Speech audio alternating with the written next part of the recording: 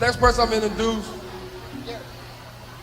I might as well see my little brother. Anyway, I want everybody to give a big welcome for Tupac.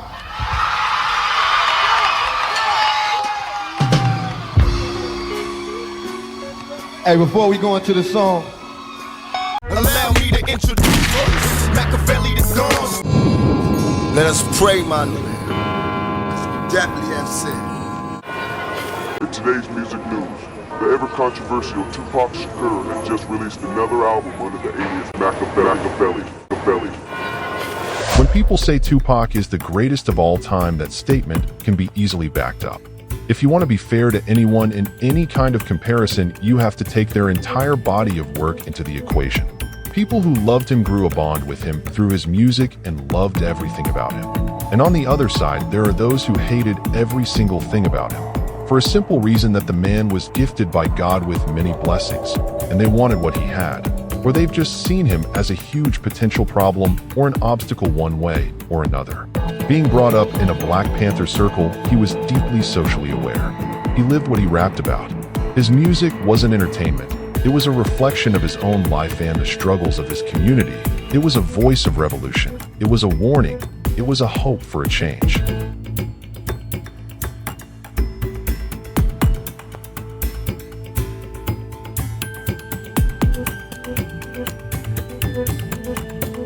For him, I met him in, I would say, 93, 94, if I'm not mistaken. And he was crazy. You know what I mean? This was before Death Row.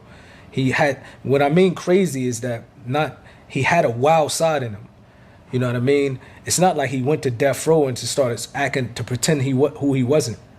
You know what I mean? What people making it seem. And two, Pac changed probably on a yearly basis. I'm talking about he's probably a person that I see involved every year. He was growing. You know what I mean? And you got to realize, man, if you get shot, you get set up, you get shot, somebody break into your wife's house with a key and take jewelry, like, who's not going to change when you go through these things? He was only 24, 25 years old, just got out of prison because a girl lied and said he raped her. Like, this will make a person change or break or destroy them. You know what I mean? So he changed as far as that. But when you hear people say he wasn't this, he wasn't that, I don't think Pac ever once said he was a gangster, first of all. You know what I mean? But Pac wasn't no coward. You know what I mean? He gonna get down. He wasn't a scary individual, but he never perpetrated as he was this big gangster or ganger or gang member, or, you know what I mean? He was an individual that, you know what I mean? He's a man. You know what I mean? And anybody that has an ounce of manhood, they're going to defend themselves and stand up for themselves. You know what I mean? And that's how Pac was. But when people try to make it seem like he changed, because you got to understand, when he was doing this dancing with Digital Underground and jumping around, if you look at the Digital Underground interviews, and if you know them, they would say Pac always carried a gun, even then. He just having a good time. He 19, 20 years old, but he always had that in him where he come into these concerts, he might put on these dancing clothes and weird stuff, but once he take it off, he put on a gun, he go back to the hood. You know what I mean? But that's him, because that's how he had to enjoy this stuff. He stayed with 2 Glocks. He stayed with I remember when I first went to Atlanta, he used to walk around. I think we was on our way to the studio with Too Short, and he used to walk around with like cash, you know, in his pockets, big, you know, notes and stuff like that. So, and he used to always keep 2 Glocks on him. Every time he leave out the house, he'd take these 2 Glocks. And one time he came back we was in the gas station, and he went into the store, and then he came back out, and he was like, I ordered gas, and I took all my cash out and put it on the counter. And I seen some dudes that was around me like they was about to do something, and I also took out the gun, like something crazy. Like, Pac was crazy with this stuff, bro. You know what I mean? Pac been fighting in the streets of LA, since the early 90s, nigga. Oh, my mama. He's been fighting gangs. He's been fighting all by himself, nigga. Him and Tretch got into a squabble together at the comedy club, getting down, man, and survived. You know, but it flooded the streets of Los Angeles. Tupac and Tretch. Yeah, everybody know about that squabble over at the comedy club. You know what I'm saying? Where Tupac got down. You know, that's where he earned a lot of his respect, because he fought. He didn't get mobbed. And he for real niggas. He ain't just fighting on anybody, man. You know, and him and Tresh, they got down, man, and that's what it's about. So it's like, man, look, Tupac knew what it was. He know about the Crips and the Bloods. Some of y'all black folks don't appreciate what we talking about. But this the only way we got to make money. And if you don't let me make my money on the streets, I guarantee you I will make my money on the streets. And then I'm gonna have to bring guns into it. Now y'all buy my record and support a real nigga because I'm staying real.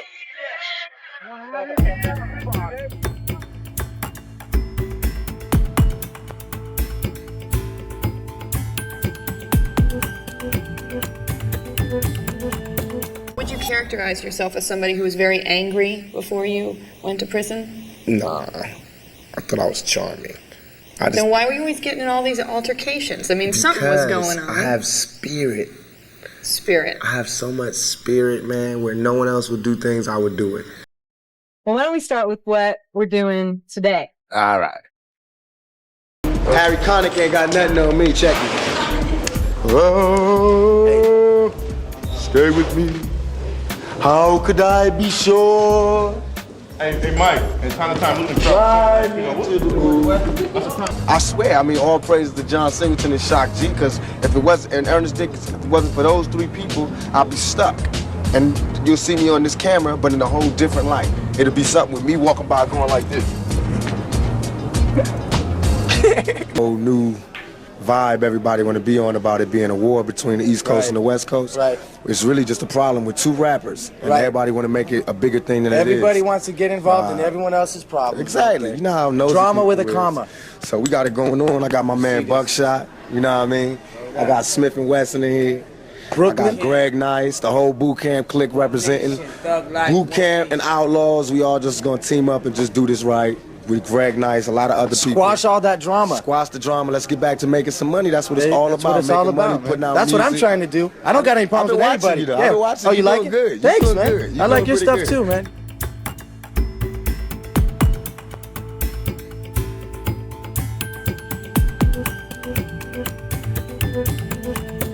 Pac stood up, and it's the first thing you've heard him say in like 2 weeks of court.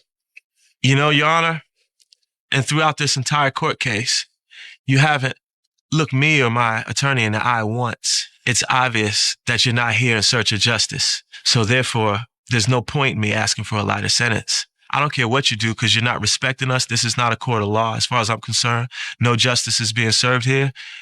And you still can't look me in the eye. And so I say, do what you want to do. Give me whatever time you want because I'm not in your hands. I'm in God's hands. You can cut the tension in the courtroom with a knife.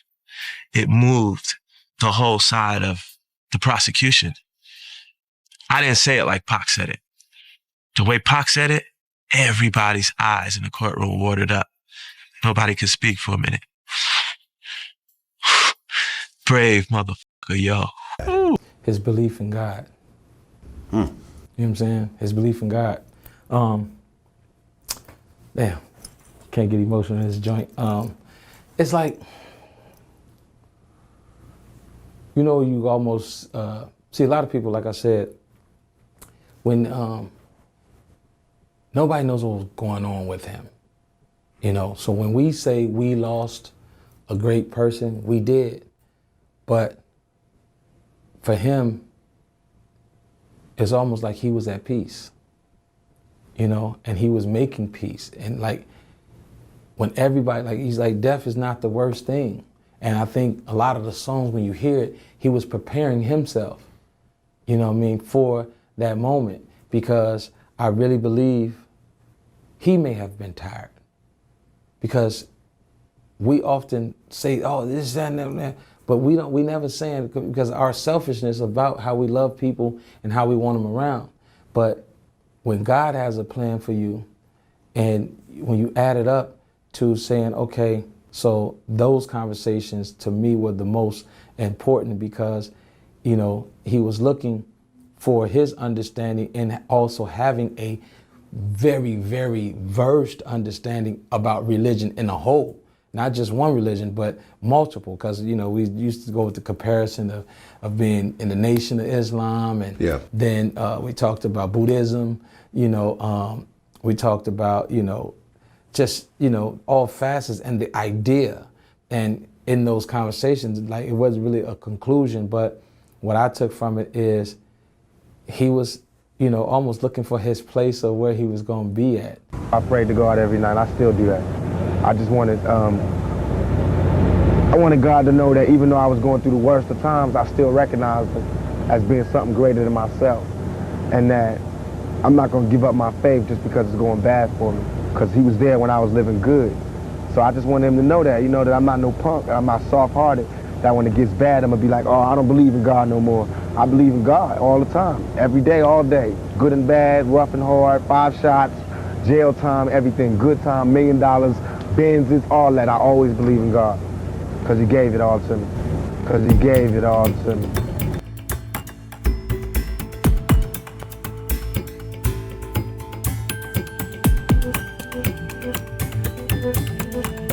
Perhaps the biggest factor in Tupac's reach and influence was his intelligence, which is clearly visible throughout his interviews and the work he left behind. The deeper the conversation gets, the more people realized how smart he actually was. His insight was on another level, to the point that he would predict his own death many times.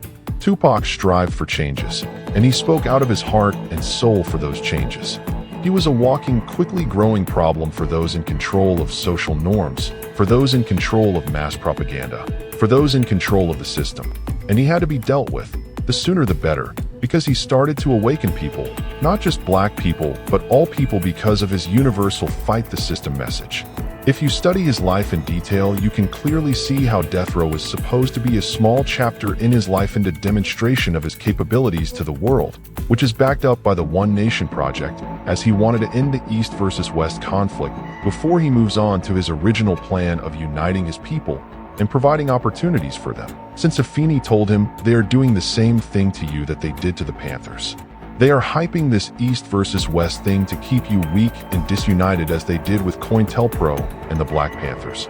And they are getting rich while you kill each other. Supposed to be having, the Philadelphia, I can't do shows, everybody's already, I'm guilty. Even though the only crime I've been convicted of is fighting. Hitting somebody in the face with my fists, ever, only crime. But I can't even go to Philly, I can't go to Texas, I can't go nowhere, so. You're maintaining your innocence. I'm maintaining my innocence. Because I'm loud, I didn't shut up.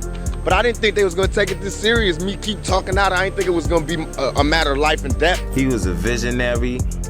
He was a baby Panther, he was a soldier, he was a thug. He had all elements, He was a leader, he was a schooler, he taught, he didn't just, he had inspirational songs. It wasn't just gangbang songs or this, he had party songs, he had songs where he was talking about the future, talking about where he seen things to be, talked about the past, talked where he needed to be and wanted to go, So it was never one-dimensional.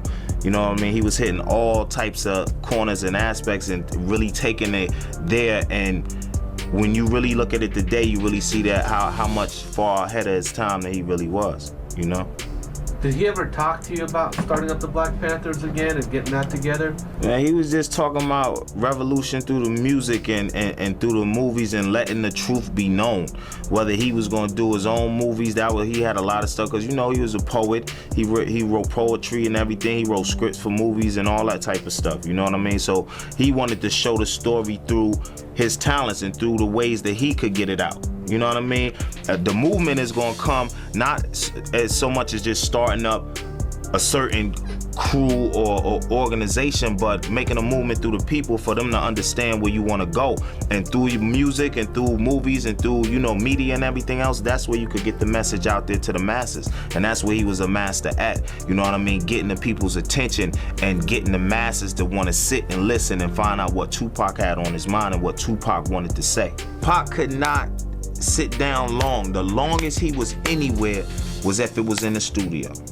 That's the longest time he spent in a certain spot. And even if he in the studio, he'll go to the store and be right back and get a pack of cigarettes or, somebody gonna be on send somebody, fuck that, I gotta, he just up, he was just a ball. He just knew, there's so much he wanted to do and accomplish that he knew that he could do it. If he put his mind to it, it was all in his mom's. Afeni, he loved her, you know what I mean? He used to always say stuff, man, listen, man, my Dukes taught me woo, woo, woo, and woo, woo, and just be putting it down. You know what I mean? Like, yo, like, he was a soldier from here. You seen it was the upbringing. You seen it. You know what I mean? You seen he had the fire in his eye. If you seen Pac, man, you seen it in his eye. Some people had the eye of the tiger. You know what I mean? He had the eye of the tiger. What hurt him the most was people not understanding him. You know what I mean? And painting a picture of this bad guy. You know what I mean? He was like, he was getting his whole thing with thug life and everything else. He was gonna grab the whole thug nation. Not just in the United States, worldwide. You know what I mean? Grab the whole thug nation. And once he had the thug nation, you know what I mean, and shown from the door, when you get in a whole following, it's gonna be a war in place, cause it's gonna be another side, it's gonna be an adversary. You know, he had to know from the door, when I do the war, I gotta show them how strong of a leader I am and how much of a rider. And once I get them, then we could have a sit down. And then we'll have the thugs where they ain't in it to bang. They in it to make it a business. You know what I mean? And take it over the way they should be. He knew that all of us, as far as the urban communities, everything was concerned, we was trapped and we was catened off. You know what I mean? So we couldn't be successful, and that we would kill each other. You can find anybody in a spot, they can't get out. The frustration gets, stays there. So he was gonna get the whole thug nation and turn it around and make it that movement. We had conversations in between takes, and he was not what I expected him to be. I didn't really understand rap world too much. I just knew what I knew and heard what I heard. And so I took it as face value. So I figured he would be like I saw him on videos, and that's who he would be. But he was such a well-read, intelligent, articulate brother. We had really interesting conversations about politics and music and worldviews, and it was something I didn't expect. I was really sad when he got murdered. Just the talent, the wit, the intelligence, how he would spin what's going on right now, And he was a great actor. He was a really good actor.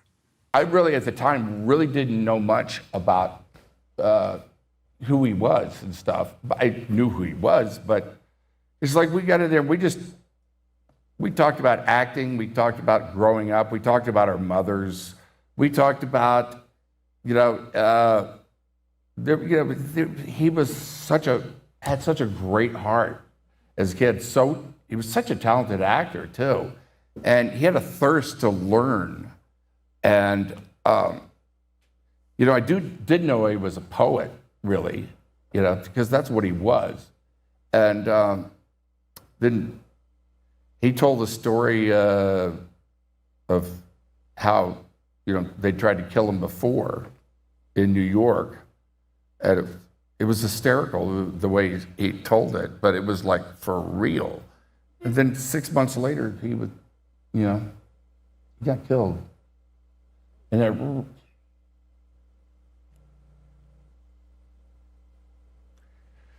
that one really hit me hard. It really did. Why is that? He had so much to give the world.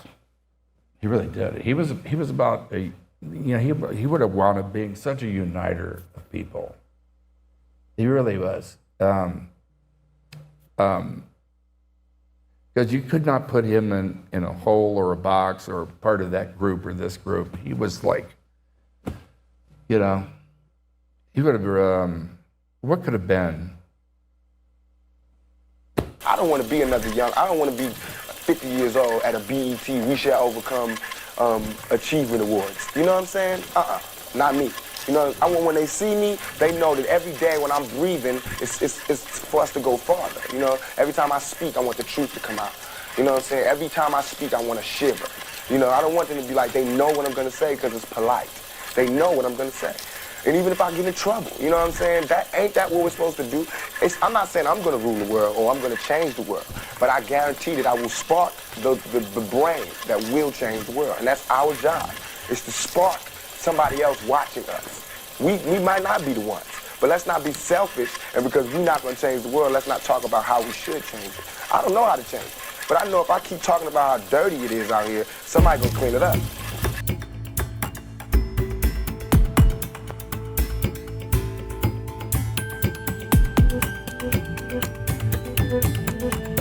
Been everywhere. He lived in New York, Oakland, here, there. He had so many stories. He had so many, you know what I mean? Everybody else was from one hood.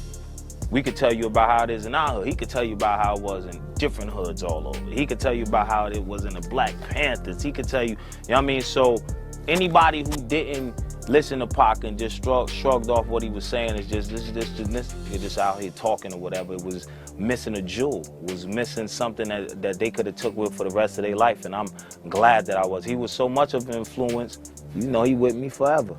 You know what I mean? For life. Our first reaction was, again? You know what I mean? And then he was like, oh, he gonna be all right, because, you know, this after he got shot 5 times. That Tupac died, I was cooking in a restaurant. It was a sports bar, so there was a big TV screen, and we all just kind of watched it, just like, you know, just dazed. I cried like my mother cried when Marvin Gaye died. A lot of people that worked at the job that I worked at didn't understand Tupac, or didn't understand the music, so we're looking at us like, what's wrong? What's the big deal? Get over it. And it's like, nah, this is a really up day. For the longest, I think anybody who had something to do with hip hop and loved the music it was a sense of mourning for a long time. He stands out as a warrior. He was always, I guess, fighting for a cause of freedom, you know, I guess to get free on the outside, when, you know, in reality, the freedom is inside, and he was just dealing with so much. So, you know, he was just always warring for us and making us understand that he was within the struggle with us. Tupac is the largest selling rap artist, you know? And I think that's because of his consistency and his work ethic. You know, there's still new albums that haven't been fully, you know, released on his music. There's new music to come, like that. It's not even over yet. You know, like when people have sightings of Elvis material he's our Elvis. So I always knew that Tupac was special. That is not to say that I ever had a clue that Tupac would be the person that he was, produce the material that he produced, and have the perseverance that he had and the passion that he had. I didn't know that any more than anybody else did. But I did know that my son was special, and I taught my children that they were special. Tupac is the greatest rapper ever to walk Earth. Agreed. I don't care who do what afterwards. They don't disrespect Tupac like y'all disrespect Michael Jordan when you be trying to compare other people to him. Don't disrespect Pac. When you want to look for the second or the third best, don't disrespect Pac.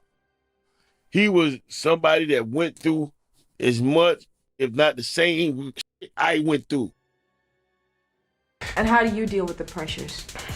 You see it. You see it on the news all the time, how I deal with it. I deal with it like I think any human being would deal with it. It's like, people can tell you, you know, don't do this or don't do that, but my whole mind state is that if we don't ever go outside of the boundaries, we will never change anything, we will never begin anything, we will never start anything. We'll just keep talking about the people who did it once and told us not to go outside the thing. That's just like them telling Christopher Columbus that the world is flat. You know what I mean? I'm doing the same thing. They're telling me you can't do this. You can only rap. And if you rap, you can only rap about this. And then you can't act. And if you act, you can only do the black films. And you know, you can't be you can't be an artist or a celebrity and go out still. And you can't be an artist and still have fun and still be true. I don't like that. So I try to go outside the boundaries. Sometimes it's effective and it's positive. Sometimes it's negative and it blows up in my face. My 5 mistakes were on the news. You know what I mean? Everybody has 5 mistakes they did. Maybe 3, maybe 4. I've done about 5 things things that are questionable, things that I should not have done. But now it's just like the Reebok effect. I do one thing and it comes out 3 times. I can never change how people see me. I can only try to be better at what I do so that when they do blow it up, it's it doesn't look as bad. I don't know if I've changed, I've just grown. You know what I mean? I might still make the same mistakes, but it'll be something different about it. Because I learn from every time I fall on my behind. I learn on there's something there. Watch out for the banana peel and the floor is slippery.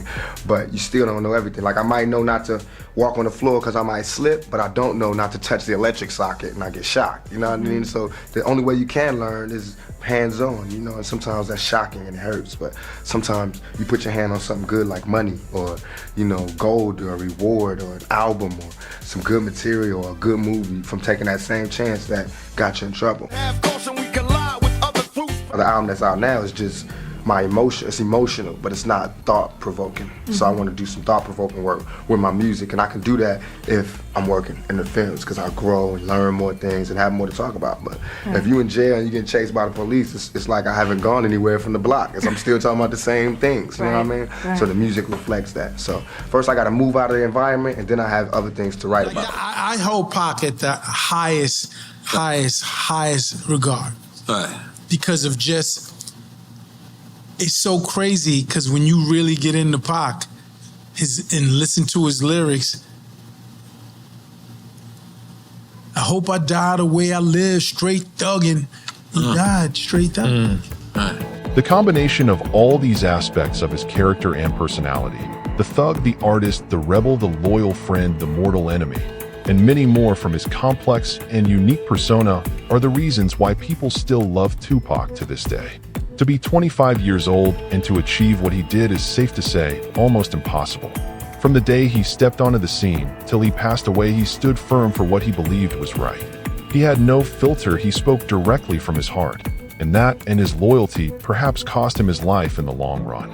He had the ability to touch your heart, mind, and soul unlike any other artist. 11 albums and 6 movies in a span of 5 years. That's an incredible work ethic. Tupac Shakur will forever be remembered as the rose that grew from concrete. And he continues to inspire and live in the hearts of so many people around the world.